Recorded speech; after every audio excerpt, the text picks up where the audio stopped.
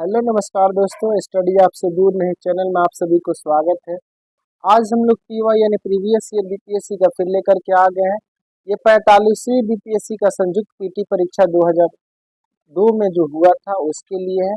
और इसमें जितने भी प्रश्न हैं कहीं ना कहीं आपको 100 से प्लस एग्जामों में देखने के लिए मिले होंगे और मिलेंगे भी। और देखिए क्वेश्चन तो आपको समझ में भी आ जाएगा ये किस टाइप का क्वेश्चन है और कितने आपके एग्जाम पॉइंट ऑफ व्यू से इम्पोर्टेंट रहने वाले हैं। चलिए वीडियो को स्टार्ट करते हैं। अगर इससे पहले आप लोग चैनल पर नए हैं तो चैनल को सब्सक्राइब कीजिए और वीडियो को लाइक और अपने दोस्तों के पास शेयर भी जरूर करें। और अभी इसलिए बीपीएससी का ये जो क्वेश्चन है इम्पोर्टेंट हो जाता है क्योंकि अभी 32,388 पद जो TRE 4 का नोटिफिकेशन के अकॉर्डिंग आया है, टीचर के लिए आया है। ये सभी प्रश्न इसी टाइप के होते हैं। बिहार से जितने भी प्रश्न उठाएगा वह सब इसी टाइप का होगा, तो इसीलिए PYQ बहुत जरूरी होता है। और PYQ के माध्यम से आप क्या कर सकते हैं, किसी भी एग्जाम को आसानी से क्रैक कर सकते हैं। और इसमें जितने भी प्रश्न होंगे उसको हम लोग विस्तार से हर एक ऑप्शन को मतलब ऑपरेशन थ्रू करके हम लोग पढ़ेंगे एकदम चीर फाड़ करके। नेक्स्ट प्रश्न, चलिए इसमें हम लोग प्रश्न को ही देखते हैं डायरेक्ट। पहला प्रश्न हमारा क्या है? पहला प्रश्न देखिए सर, 45वीं पीटी जो हुआ था बीपीएससी का 2002 वाला, उसी का क्वेश्चन कह रहा है महावीर जैन की मृत्यु यानी महावीर स्वामी जो थे उनकी मृत्यु कहाँ हुई, ये प्रश्न आपसे पूछा है। इसका जवाब आपको बताना है। क्या राजगीर में हुई थी? आपको बता दें राजगीर से ये कुछ डाटा। और सबसे पहले इसके जितने भी ऑप्शन है सबको हम लोग बारीकी से देखेंगे। तो सबसे पहले तो मैं बता दूं इस क्वेश्चन का जवाब क्या होगा, तो कहेगा सर पावापुरी होगा। यानी महावीर स्वामी का जो डेथ हुआ था वह पावापुरी में हुआ था। हुआ कब था? तो 527 ईसा पूर्व में।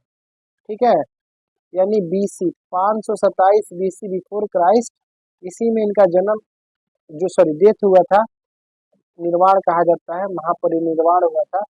और इनके बारे में कुछ एक्स्ट्रा डाटा का बात करें तो कहीं कहीं किताब में आपको 468 भी दिया रहता है, तो देख लीजिएगा, ऑप्शन को मिला लीजिएगा। और आयोग तो हमेशा से यही चेक कराया हुआ है, बहुत सारे किताबों में आपको 468 भी देखने को मिल सकता है, तो आप कंफ्यूजन मत होइएगा। और बात करें महावीर स्वामी का बचपन का नाम, तो वर्धमान था। ठीक है, यानी उनका बचपन का नाम वर्धमान था। और माता पिता का नाम करें तो पिता का नाम सिद्धार्थ था और माता का नाम त्रिशला था। ठीक है, और पत्नी जो थी यशोधरा थी, सॉरी यशोदा थी। यशोधरा आपके महात्मा बुद्ध की पत्नी का नाम हो जाता है।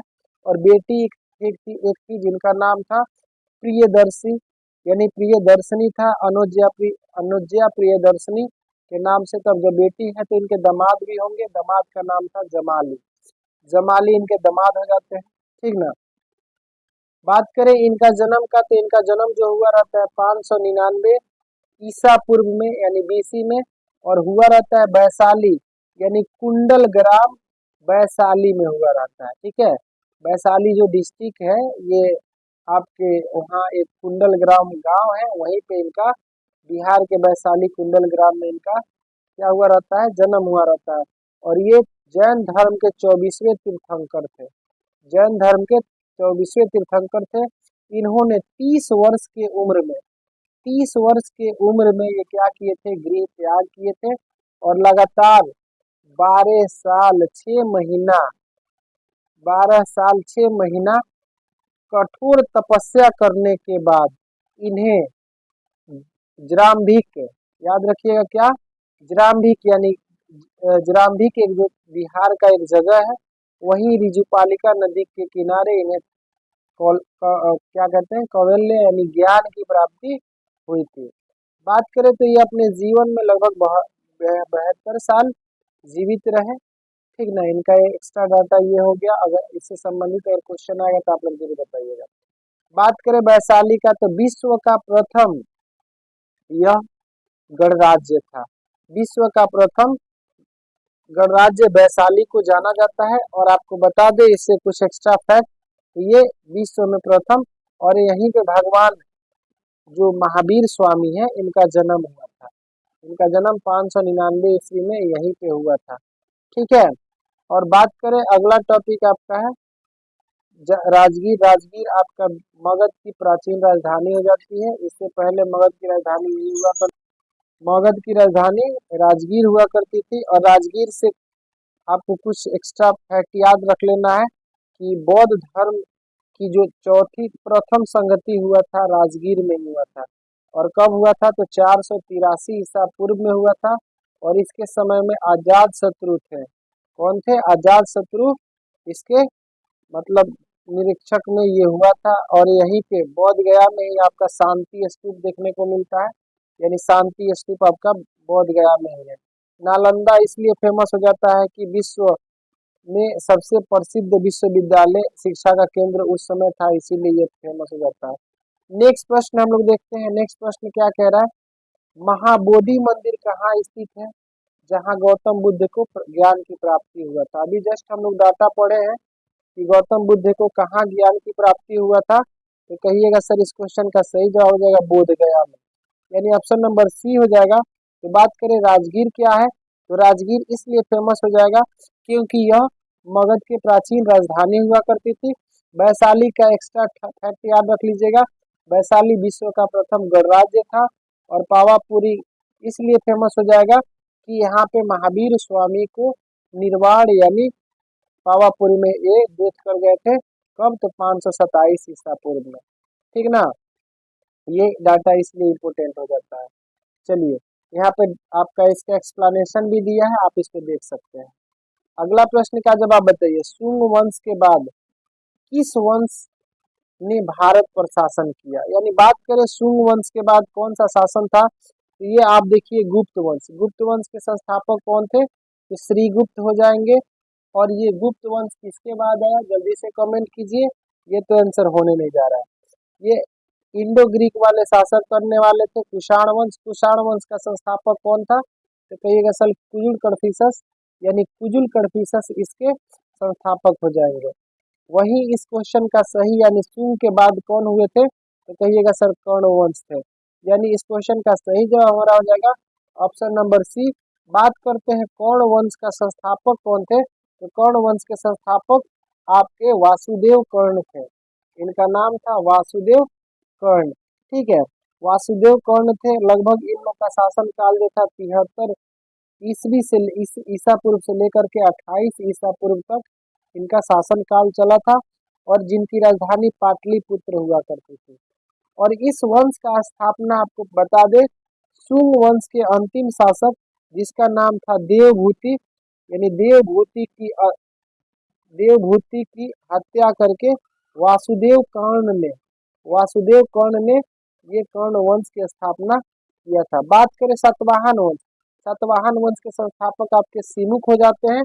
और ये दक्षिण भारत के प्रसिद्ध शासकों में से थे लोग। इसके प्रसिद्ध शासक का बात करें तो हो जाते हैं गौतमीपुत्र सातकर्णी।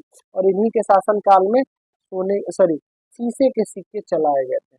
चलिए नेक्स्ट प्रश्न आपका देखते हैं, यहाँ पे उसका व्याख्यान देख सकते हैं।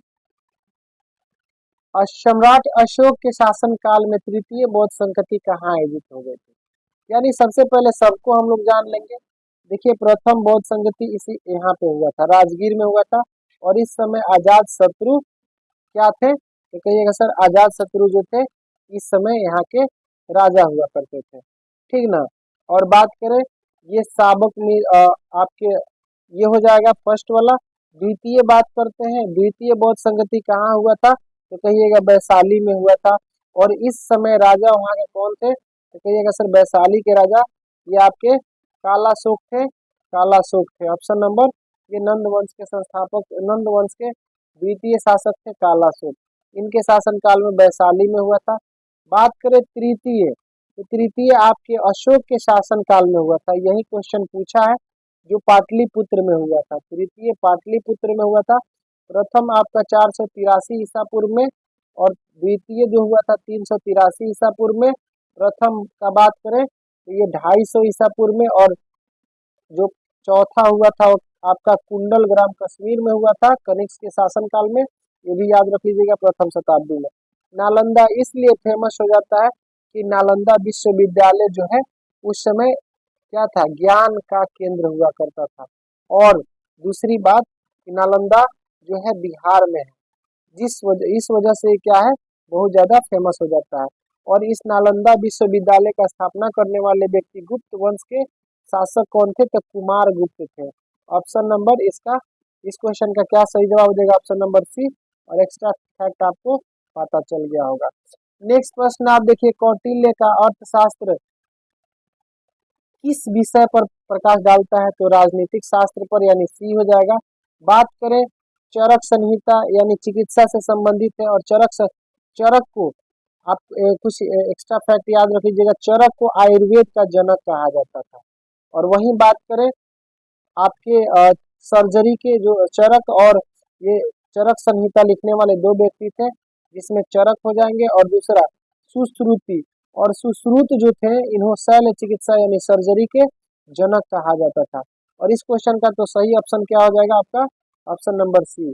नेक्स्ट प्रश्न आपका देखिए, व्याख्यान वहां दिया था। नेक्स्ट प्रश्न क्या कह रहा है, गौतम बुद्ध को देवता का स्थान किस शासन काल में मिला था, यानी गौतम बुद्ध को देवता कब माना गया था। तो इस क्वेश्चन का सही जवाब क्या होगा, तो ये गौतम बुद्ध जो थे, उनको देवता का स्थान चंद्रगुप्त, जो आपका चौथा वंश बौद्ध संगति हुआ था कुषाण वंशों के शासनकाल में, उसी समय इनको देवता बना दिया गया था।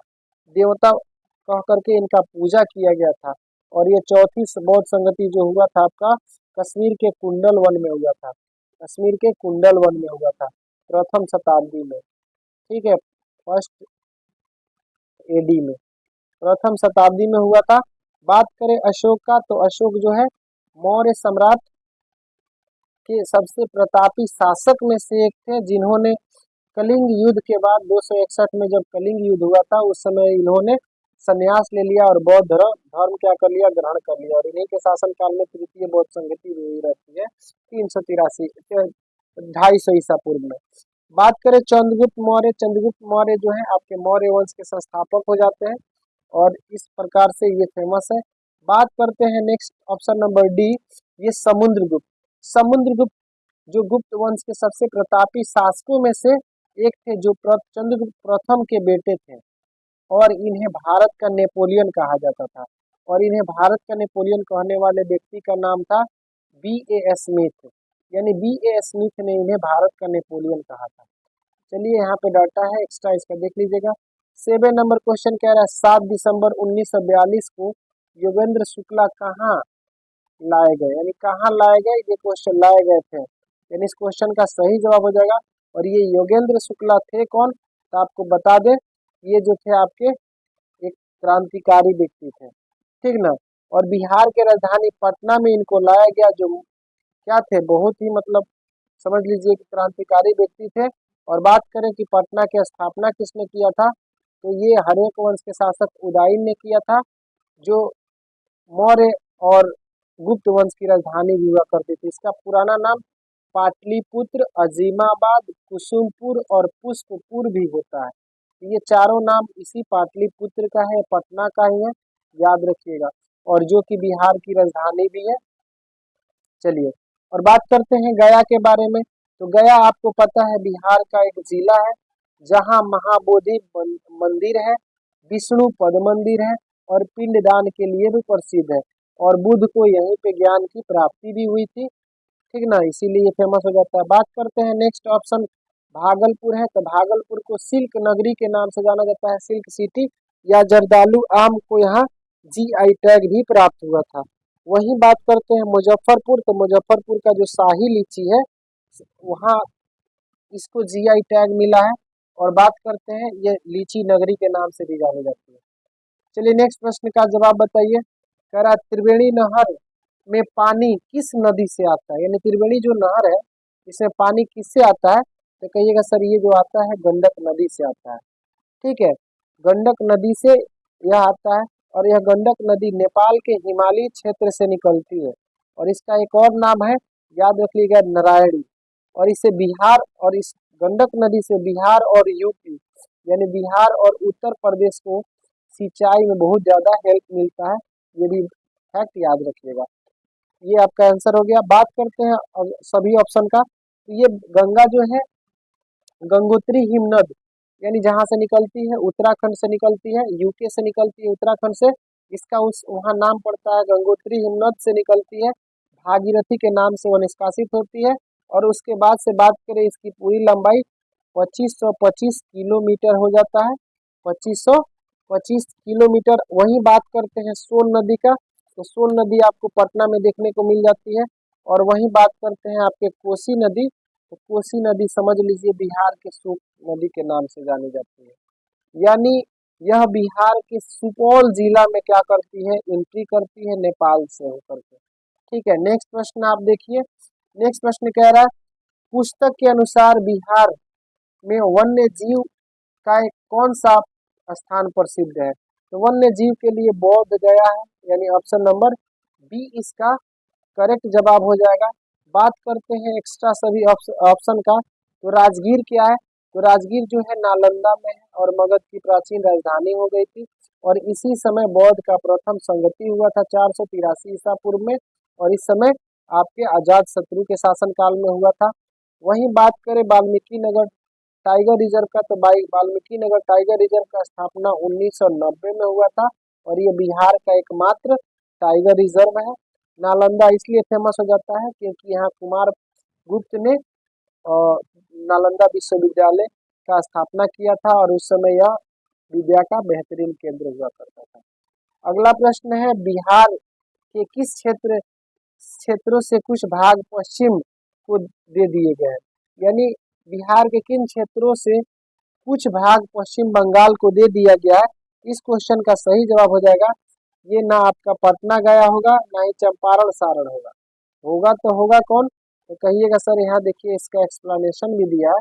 हो जाएगा आपका पूर्णिया और मानभूम, यानी ऑप्शन नंबर सी इसका करेक्ट जवाब हो जाएगा। अगला प्रश्न का जवाब बताइए, इंडिया नेशन अखबार का प्रकाशन कहाँ हुआ था? तो इस अखबार का प्रकाशन जो हुआ था आपका इंडिया नेशन का, अंग्रेजों द्वारा पटना में किया गया था। और पटना का पुराना नाम पाटलिपुत्र, कुसुमपुर, पुष्पपुर और अजीमाबाद भी है। और यहीं पे अंग्रेजों ने एक दैनिक समाचार को प्रकाशित किया था, जिसका नाम था इंडिया नेशन। और बात करें दिल्ली में कौन से समाचार पत्र का आयोजन किया जाता है, तो द हिंदू, हिंदुस्तान टाइम्स और द टाइम ऑफ इंडिया, ये दिल्ली के समाचार पत्र हो जाएगा। वहीं बात करें कोलकाता का समाचार पत्र, तो कोलकाता का समाचार पत्र से अच्छा है कि आप कोलकाता में सबसे फेमस क्या पूछता है, तो कोलकाता में ये जो है वो क्वेश्चन पूछता है कोलकाता किस नदी के किनारे है, तो याद रखिएगा हुगली नदी के किनारे अवस्थित है। वहीं बात करते हैं आपका यहाँ का मतलब कौन सा अखबार पर प्रकाशित होता है, तो द टेलीग्राम, द टेलीग्राम यहाँ का हो जाएगा। उसके बाद आनंद बाजार पत्रिका भी कोलकाता का फेमस हो जाता है। और वहीं बात करते हैं आपका रांची, तो रांची की राजधानी क्या हो जाती है, झारखंड, झारखंड इसका राजधानी हो जाती है। नेक्स्ट प्रश्न हम लोग देखते हैं। नेक्स्ट प्रश्न क्या कह रहा है, जगत नारायण लाल को किसने जेल में भेजा था? यानी किस जेल में भेजा गया था? जगत नारायण लाल जो थे, इनको कौन सा जेल में भेजा गया था? तो पटना का एक जेल है जिसका नाम है बांकीपुर। ऑप्शन नंबर सी इसका करेक्ट जवाब हो जाएगा। और यहीं पे इनको क्या किया गया था, भेजा गया था। और ये जो एक क्रांतिकारी नेता हुआ करते थे। वहीं बात करते हैं भागलपुर, भागलपुर किस लिए फेमस है, तो याद आपको होना चाहिए सिल्क सिटी कहा जाता है। और जर्दालू आम यहाँ का जो है इसे जीआई टैग भी मिला है। हजारीबाग जेल कहाँ अवस्थित है, तो कहिएगा सर झारखंड में स्थित है। यहाँ भी बहुत सारे क्रांतिकारी बंद हुआ करते थे। वही बात करते हैं बक्सर, तो 1600 आपका 1764 में, सॉरी 1764 में यहाँ अंग्रेजों और मीर कासिम शाह आलम द्वितीय और शुजाउद्दौला के बीच यहाँ युद्ध हुआ था। बक्सर इसलिए फेमस हो जाएगा। अगला क्वेश्चन, राम वृक्ष शर्मा किस गांव के थे? ये भी आपके क्रांतिकारी व्यक्ति थे। पूछ रहा है कि यह किस गांव के थे। इस क्वेश्चन का सही जवाब हो जाएगा, कहिएगा सर ये अमहरा गांव के थे। ऑप्शन नंबर सी इसका सही जवाब हो जाएगा। यह बिहार का एक ऐतिहासिक गांव था, ये इसका सही जवाब हो जाएगा। बात करते हैं पावापुरी का, तो पावापुरी इसलिए फेमस हो जाता है क्योंकि यहाँ जैन धर्म के महावीर स्वामी को महानिर्वाण जो प्राप्त हुआ था, यानी यहाँ इनका डेथ हो गया था, इसलिए ये फेमस हो जाता है। और बात करते हैं इनका डेथ कब हुआ था, तो आप कहिएगा 527 ईसा पूर्व में, इसलिए फेमस होता है। वैशाली का बात करें तो विश्व का प्रथम गणराज्य, और नालंदा अपने विश्वविद्यालय के लिए फेमस है, जो उस समय एक्सपोर्ट के नाम से जाना जाता था। अगला प्रश्न है, श्री नरसिंह नारायण किस विचारधारा के व्यक्ति थे, तो कहिएगा सर ये कांग्रेस के नहीं थे, ना ही कम्युनिस्ट के थे, तो थे किस विचारधारा के, तो कहिएगा यार समाजवादी विचारधारा के थे। ऑप्शन नंबर सी इसका सही जवाब हो जाएगा। बात करें समाजवादी विचारधारा के लोगों के सूची में, तो जयप्रकाश नारायण भी आ जाते हैं, और राम मनोहर लोहिया भी हो जाते हैं। और वहीं बात करते हैं कुछ और अध्यक्ष उसमें आ जाते हैं, एक आ जाते हैं आपका आचार्य नरेंद्र देव हो जाएंगे, यानी ये सभी आपके समाजवादी विचारधारा के लोग थे। वहीं कांग्रेस का स्थापना यानी ऑप्शन नंबर ए में दिया है, तो 28 दिसंबर 1885 एओ ह्यूम द्वारा किया गया था, और एओ ह्यूम ने इसका स्थापना किया था, और उसका प्रथम जो अध्यक्ष बनाए गए थे WC बनर्जी, यानी उमेश चंद्र बनर्जी को बनाया गया था। वहीं बात करते हैं कम्युनिस्ट, कम्युनिस्ट का मतलब होता है साम्यवादी, इसका स्थापना जो हुआ था आपका 1925 ईस्वी में हुआ था। वहीं जनसंघ का बात करें तो जनसंघ का स्थापना 1951 में हुआ था, श्याम प्रसाद मुखर्जी ने किया था। चलिए अगला प्रश्न, इसका जवाब बताइए, इसका आंसर भी आपको दिख रहा है यहाँ पे। कह रहा है जयप्रकाश नारायण किस पार्टी से संबंधित थे, अभी जस्ट हम बता दिए समाजवादी पार्टी से। चलिए नेक्स्ट प्रश्न का सही जवाब बताइए क्या होगा। झारखंड बनने के बाद बिहार में लगभग कितने जिला हुआ था, जैसे बिहार से झारखंड अलग हुआ, तो उस समय बिहार में जिलों की संख्या 37 हुआ करती थी। उसके बाद से इसमें कुछ तब्दीली हुआ, यानी 2001 में, एक साल बाद एक और जिला बना जिसे अरवल के नाम से जाना गया, और ये आपका 38वां जिला बना। चलिए इस क्वेश्चन का यही जवाब हो जाएगा। नेक्स्ट प्रश्न का जवाब बताइए। कह रहा है बिहार का मुख्य खाद्यान्न फसल, तो बिहार में सबसे ज्यादा किस चीज को खाया जाता है, तो कहिएगा चावल गेहूं मक्का, यानी ऑप्शन नंबर बी इसका करेक्ट जवाब हो जाएगा। सेकेंड लास्ट क्वेश्चन, इसका जवाब बताइए। संपूर्ण क्रांति एक्सप्रेस नई दिल्ली और पटना के बीच कब से चल रही थी, यानी ये कब से चल रही थी, तो कहिएगा सर इस क्वेश्चन का सही जवाब क्या हो जाएगा, तो ये जो आपका चल रही थी 2 फरवरी 2002 से चल रही थी। ऑप्शन नंबर सी इसका करेक्ट जवाब हो जाएगा। और उम्मीद करते हैं इसमें जितने भी प्रश्न थे आपके लिए इम्पोर्टेंट हुए होंगे, और आपके सभी एग्जाम में देखने को मिल सकते हैं, इसीलिए जितने भी इसमें प्रश्न थे उसको याद कीजिएगा, और डायरेक्ट एग्जाम में जाकर के आप लोग इसको देख सकते हैं। चलिए मिलते हैं नेक्स्ट वीडियो में, तब तक के लिए thank you for the watching, best of luck.